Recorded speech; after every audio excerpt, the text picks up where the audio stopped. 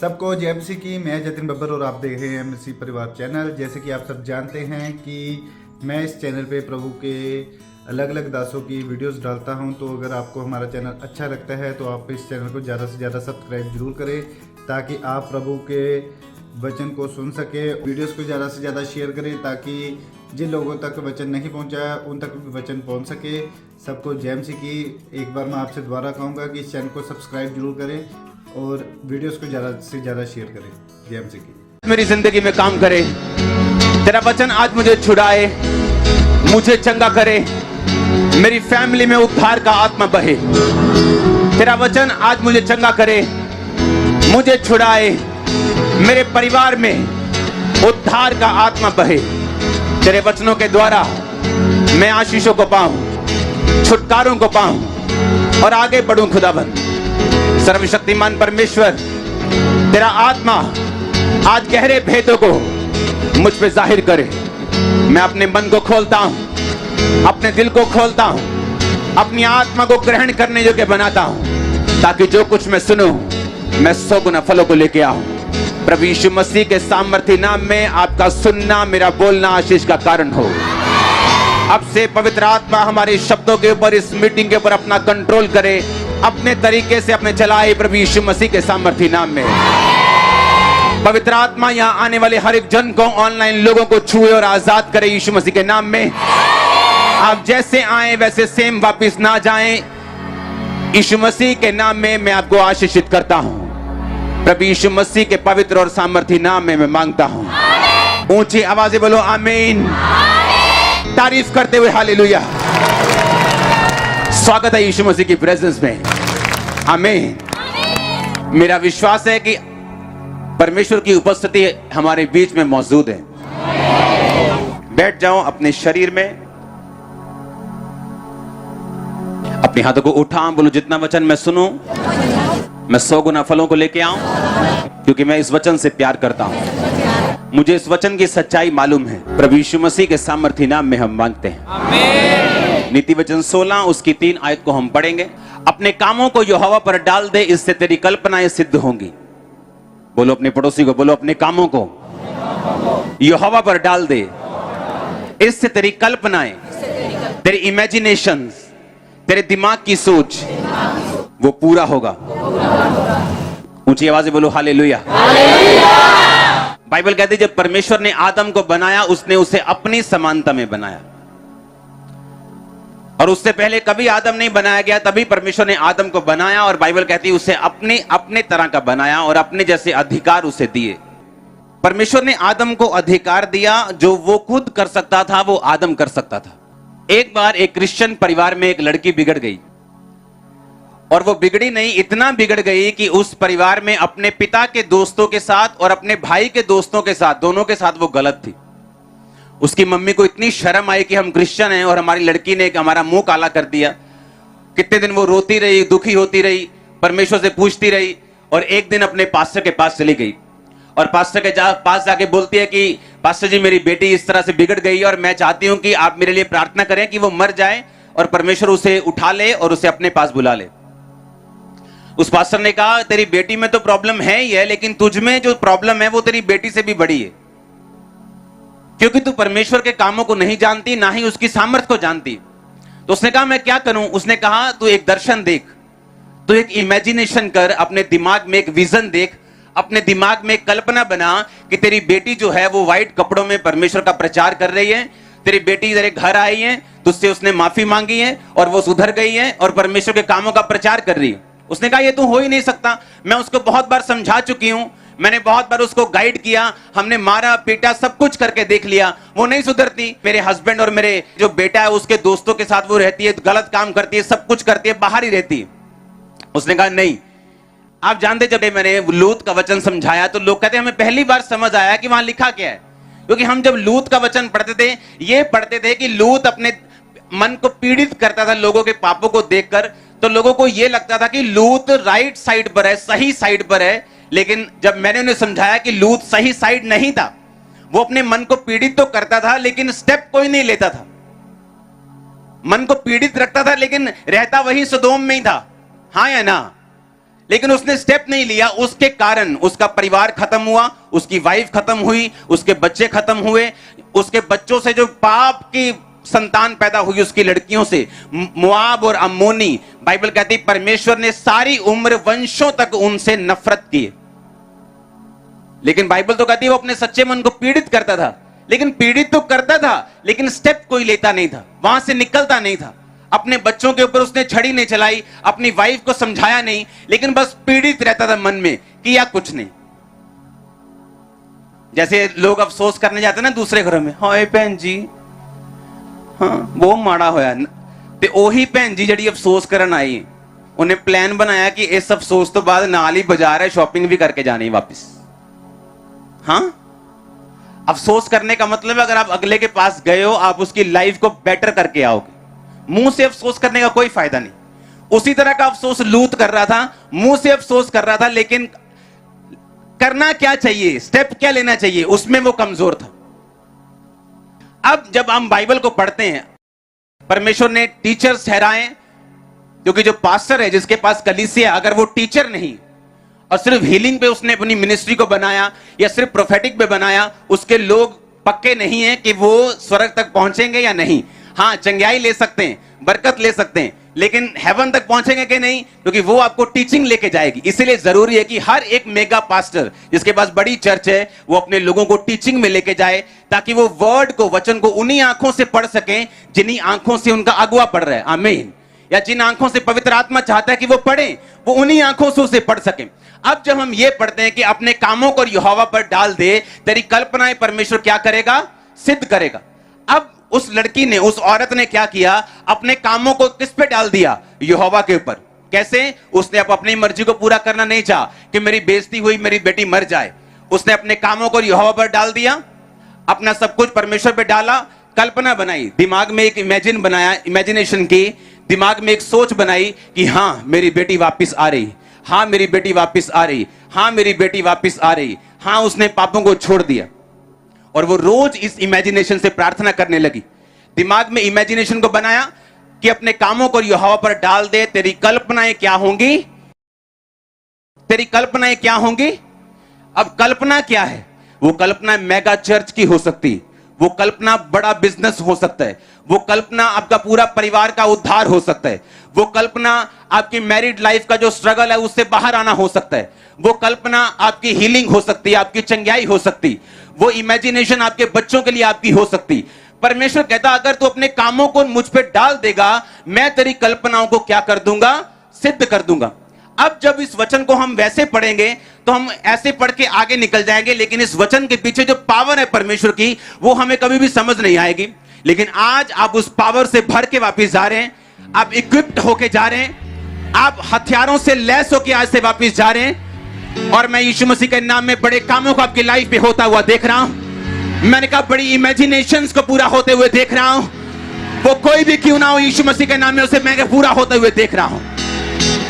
परमेश्वर कहता तेरी कल्पनाएं सिद्ध होंगी। उसने ये नहीं कहा पर तेरी कल्पना इस लेवल की होनी चाहिए, तेरी कल्पना आगे नहीं जानी चाहिए, तेरी कल्पना बस 10,000 लोगों से ऊपर नहीं होनी चाहिए, तेरी कल्पना बस हीलिंग इतनी होनी चाहिए, कैंसर की कल्पना नहीं होनी चाहिए कि वो हील हो जाए, बस सिर दर्द तक रहनी चाहिए। उसने ये नहीं कहा। उसने कहा तेरी कल्पनाएं क्या होंगी, सिद्ध होंगी। तू जितनी कल्पना कर सकता है, परमेश्वर ने कहा मैं उसे सिद्ध कर सकता हूं, लेकिन हर एक काम का तरीका है करने का। हालेलुया। जिस तरह अगर आज कोई रोता रहे चंगाई के लिए, उसे चंगाई नहीं मिलती, वो रोता रोता मर भी सकता है जब तक वो अंगीकार ना करे कि उसके कोड़े खाने से मैं चंगा हो चुका हूं। अपने आप को तौबा में रखे, परमेश्वर में रखे, अंगीकार में रखे, विश्वास रखे और उसको पक्का अंगीकार करके रखे लगातार, तो वो उन चीजों को हासिल करता है। मैंने किया, आप में से बहुत लोगों ने किया, हां या ना। इसी तरह से ये वचन भी अपने आप पूरा नहीं होता जब तक आप इस वचन को पूरा करने के लिए स्टेप्स नहीं लेते अपनी लाइफ में। हालेलुया। फिर से पढ़ेंगे, अपने कामों को यहोवा पर डाल दे, तेरी कल्पनाएं सिद्ध होंगी। इस दुनिया में 3 आत्माएं हैं, एक पवित्र आत्मा, दूसरा इंसान का आत्मा, तीसरा शैतान का आत्मा। ये पावर, ये इमेजिनेशन, उत्पत्ति वाली हम वचन को पढ़ेंगे, 30 बाब वाले वचन को। लाबान ने उससे कहा, यदि तेरी दृष्टि में मैंने अनुग्रह पाया है तो यहीं रह जा, क्योंकि मैंने अनुभव से जान लिया कि यहोवा ने तेरे कारण से मुझे आशीष दी है। फिर उसने कहा, तू ठीक बता कि मैं तुझको क्या दूं और मैं उसे तुझे दूंगा। उसने कहा, तू जानता है कि मैंने तेरी सेवा कैसे की है और तेरे पशु मेरे पास किस प्रकार से रहे। मेरे आने से पहले वो कितने थे, अब कितने हो गए। यहोवा ने मेरे आने पर तुझे आशीष दी है, पर मैं अपने घर का काम कब करने पाऊंगा। फिर उसने कहा, मैं तुझे क्या दूं। याकूब ने कहा, तू मुझे कुछ ना दे, मेरे लिए एक काम कर, फिर मैं तेरी भेड़ बकरियों को चराऊंगा और उनकी रक्षा करूंगा। मैं आज तेरी सब भेड़ बकरियों के बीच होकर निकलूंगा। जो भेड़ या बकरी चित्ती वाली और चित कबरी हो, और जो भेड़ काली हो, जो बकरी चित कबरी और चित्ती वाली हो, उन्हें मैं अलग कर रखूंगा और वे मेरी मजदूरी की ठहरेंगी। जब आगे को मेरी मजदूरी की चर्चा तेरे सामने चले, तब धर्म की यह साक्षी होगी, अर्थात बकरियों में से जो कोई चित्ती वाली या चित कबरी हो, या भेड़ों में से जो कोई काली ना हो और मेरे पास मिले, तो वो चोरी की होगी। तब लाबान ने कहा, तेरे कहने के अनुसार हो। तब उसने उसी दिन धारी वाले और चित कबरे बकरों और चित्ती वाली और चित कबरी बकरियों को, अर्थात जो कुछ उनमें उजलापन था, उनको और सब काली भेड़ों को अलग करके अपने पुत्रों के हाथ में सौंप दिया। और उसने अपने और याकूब के बीच में 3 दिन के मार्ग का अंतर ठहराया, और याकूब लाबान की भेड़ बकरियों को चराने लगा। तब याकूब ने चिनार, बादाम और अमोन वृक्ष की हरी हरी छड़ियां लेकर उन्हें कहीं कहीं से छील कर धारीदार बना दिया, ऐसे कि उन छड़ियों की सफेदी दिखाई देने लगी। तब छीली हुई छड़ियों को भेड़ बकरियों के सामने उनके पीने के पानी के कठोतों के में खड़ा किया, और जब वो पानी पीने के लिए वहां गई, तब वहां गाभिन हो गई। याकूब ने राहेल और लिया को मैदान में अपनी भेड़ बकरियों के पास बुलाकर कहा, तुम्हारे पिता के मुख से मुझे जान पड़ता है कि वह मुझे पहले के समान अब नहीं देखता, पर मेरे पिता का परमेश्वर मेरे संग है। जब मूसा इस्राएलियों को छुड़ाने के लिए गया, तो वहां पर जो जादूगर थे, उन्होंने अपनी सांप को क्या बना दिया था? क्या वो फेक था? क्या वो सांप नकली था कि असली था? असली था ना, फेक तो नहीं था। वो चमत्कार जो जादूगरों के द्वारा किया गया, वो असली था कि नकली था? असली था। वो सांप असली था। और जब परमेश्वर मूसा को भेज रहा था, तो परमेश्वर को मालूम था कि उन जादूगरों के पास ये पावर है कि वो छड़ी को सांप बना सकते हैं। तो परमेश्वर ने मूसा को कहा, उनके पास पावर है, लेकिन मैं भी तुझे पावर देके भेजता हूं, तू जो सांप बनाएगा वो उनके सांप को क्या कर लेगा? खा जाएगा। एक बात याद रखो, इस दुनिया में हीलिंग सिर्फ चर्चिस में नहीं होती, शैतानी जगहों पर भी होती। अगर आपको ना मालूम हो तो मैं आपको बता सकता हूं, क्योंकि जो लोग इमेजिनेशन की पावर को समझते हैं, याद रखो, जब परमेश्वर ने आदम को बनाया, उसे कहा फ्रूटफुल हो, बच्चे जन, हां या ना। अगर वो आदम परमेश्वर से हट जाए, तो क्या उसके बच्चे होते हैं कि नहीं होते? होते हैं। तभी तो दुनिया की आबादी बढ़ रही है। अगर कोई क्रिश्चियन नहीं है तो बच्चे उन्हें बंद हो जाते हैं क्या? क्यों? क्योंकि परमेश्वर ने आदम के लिए ये रूल ठहराया और उसको इस सिस्टम में डाल दिया। अब ध्यान से समझना, चाहे वो मसीह से हट जाए, लेकिन बच्चे तब भी दुनिया के बच्चे हो रहे हैं कि नहीं हो रहे? जब परमेश्वर ने आदम को बनाया, बाइबल कहती उसने आदम को अपनी ही समानता में, यानी जब परमेश्वर आदम को बना रहा था, उसने ये नहीं सोचा कि मैं इसको कम बनाऊंगा, उसने कहा मैं इसको अपने जैसा बनाऊंगा। बाइबल कहती इस जगत की नींव को, आप जानते हैं धरती के नीचे पानी है कि नहीं? कोई 1000 फुट पे है, पंजाब में 100 फुट पे, 150 फुट पे है, लेकिन धरती के नीचे पानी। परमेश्वर ने पानी के ऊपर धरती की नींव को स्थिर किया। और कैसे किया? बाइबल कहती परमेश्वर ने कहा बुद्धि से ही तूने धरती की नींव डाली, और समझ के द्वारा उसको क्या किया? स्थिर किया। बुद्धि, यानी जब परमेश्वर ने धरती की नींव डाली, तो सबसे पहले उसने अपने दिमाग में उसे इमेजिन किया। और जब परमेश्वर ने इमेजिन किया अपनी बुद्धि से, तो परमेश्वर ने अपने इमेजिनेशन के ऊपर अपने वर्ड को भेजा, आकाश बन जाए, पृथ्वी बन जाए। तो बाइबल कहती है वो वैसा ही हो गया। अब जब परमेश्वर ने आदम को बनाया, अब परमेश्वर ने वही अधिकार सेम आदम के अंदर डाले हुए हैं। जब, सुनो मेरी बात, हम जब सॉन्ग गाते हैं, हां, मस्से का सॉन्ग गाते हैं, आपको सामर्थ फील होती है कि नहीं होती? हमें दिल करता है ताली बजाओ जोर से, है ना? करता है कि नहीं? किसी का दिल करता है मैं नाचूं, किसी का दिल करता है मैं जोर से हालेलुया, करता है कि नहीं करता? वही सेम सॉन्ग अगर आप शैतानी लगा दें, हां, वो डांस करने का दिल करता है कि नहीं करता? क्यों? क्योंकि वो भी एक पावर है। लेकिन वो पावर किसकी है? शैतान की। और ये पावर किसकी है? आज लोग अगर आप देखें जापान में, चाइना में, तो ऐसी उनके पास तरीके हैं जिससे वो आदमियों को हील करते हैं अपनी इमेजिनेशन से। पर वो आत्मा उद्धार का आत्मा नहीं, और वो लिमिटेड है। मूसा जिन जादूगरों के साथ उसका सामना हुआ, वो सांप बना सकते थे, अच्छा उसके बाद अपना हाथ ऐसा कर सकते थे, उसके बाद थोड़े बहुत मिरेकल कर सकते थे, लेकिन मूसा बड़े के बाद बड़ा चमत्कार करता गया, उन्होंने हाथ खड़े कर दिए, कहते इसके बाद कुछ नहीं हो सकता। हाँ या ना? सुनो मेरी बात, कहीं आप देशों में चले जाओ, इमेजिनेशन से कहते भाई ये इमेजिन करना, आप इस तरह से ध्यान करेंगे और आपको चंगाई मिल जाएगी। करते कि नहीं करते? और वो रियल है, क्योंकि उनको ये रूल मालूम है कि अपनी इमेजिनेशंस को एक्टिवेट करके हम मटेरियल वर्ल्ड के ऊपर, दुनियावी वर्ल्ड के ऊपर हम कब्जा कर सकते हैं। उन्होंने कहा अपनी सोच के ऊपर कब्जा करके हम अपने दुनियावी, जो दुनिया की चीजें हैं, उन पर कब्जा कर सकते हैं। और इसीलिए वो ध्यान करवाते हैं, बोलते ध्यान करो, और लोग हील भी होते। लोग बोलते हैं कि मैं वहां पे गया, उन्होंने ध्यान करने के लिए बोला, ये किया और मैं हील हुआ, लेकिन वो एक लिमिटेड लेवल तक है। लेकिन जब यीशु मसीह आपको हील करता है, वो आपको सेव करता है, स्ट्रांग करता है, वंशों तक लेके जाता है। अब ये बात अगर आपको नहीं मालूम, मान लो एक राजा जिसका बच्चा पैदा हुआ और वो बच्चा कोई दूसरे देश में चला गया, उसको मालूम नहीं कि मैं प्रिंस हूं, या उसको मालूम नहीं मैं राजकुमारी हूं।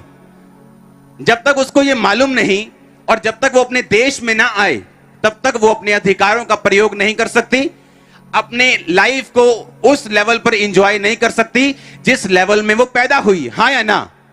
उसी तरह से जब तक एक क्रिश्चियन को मालूम नहीं होता कि मेरे अंदर पावर क्या है, अगर मैं क्रिश्चियन हूं तो वही हाल आपका है, वही हाल आपके पड़ोसी का है, वो भी दुखी है, आप भी दुखी हैं, वो भी बीमार है, आप भी बीमार हैं, वो भी गरीब है, आप भी गरीब। तो फर्क कहां पे है?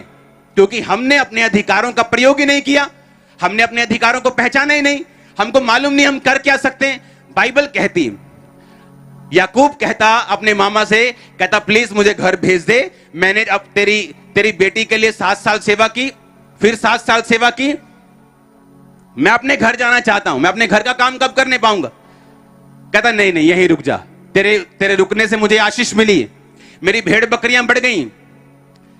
याकूब ने सोचा ये ऐसे मुझे जाने नहीं देगा, उसने स्कीम लगाई। मैं आपको आसान भाषा में आपको एक्सप्लेन करूंगा वो स्कीम क्या थी। उसने कहा ठीक है, मैं तेरी भेड़ बकरे को चराऊंगा, तुझसे कुछ नहीं लूंगा, पर एक शर्त है, ये काली भेड़ बकरियां, मैं आपको इमेजिन बता रहा हूं कि आप ऐसा सोच लो, क्योंकि चितकबरी धारी वाली आप कंफ्यूज हो जाओगे। उसने कहा सारी काली भेड़ें, काली भेड़ के पति, काली बकरियां, काली ही बकरियों के पति सब मुझे दे दे, सारे काले मुझे दे दे। जितने काले होंगे और उनमें जो बच्चे अगर पैदा हुए, अगर वो सफेद हुए, वो मेरी तनख्वाह, बाकी सब तेरा। उसके मामा ने सोचा ये तो लॉटरी लग गई। अब काली मां है, अफ्रीका की मां है, अफ्रीका का बाप है, बच्चा अंग्रेज पैदा होगा ही नहीं। उसने कहा ये तो लॉटरी। उसने कहा ठीक है भाई, मैं बहुत खुश हूं, ले ले काली सारे तेरे, जितने चिट्टे बच्चे पैदा होंगे वो तेरे, तेरी तनख्वाह, बाकी तो मुझे दे देना। लबान को लगा मेरी लॉटरी लग गई, फ्री का नौकर मिल गया। लेकिन वो भूल गया याकूब एक ऐसे परिवार से निकला था जो परिवार वचन को जानता था। क्यों? अब्राहम। दूसरा कौन? इसहाक को मत भूलो। बाइबल कहती है शाम के टाइम वो वचन पर ध्यान करने के लिए जाता था, मनन करने के लिए, मेडिटेशन, सोचने के लिए, इमेजिन करने के लिए। उसे मालूम था मेरी इमेजिनेशन ही है जो रिबिका के 20 साल के गर्भ के सूखे को खत्म कर सकती। उसका रोना नहीं कर सकता। ओ परमेश्वर, तूने तो वायदा किया है, कंप्लेंट नहीं कर सकती। उसे मालूम था कि ये इमेजिनेशन, ये वचन पे चलना और अपने अधिकारों का प्रयोग करना मेरे सूखे को खत्म कर सकता है। और याकूब उसी परिवार से था।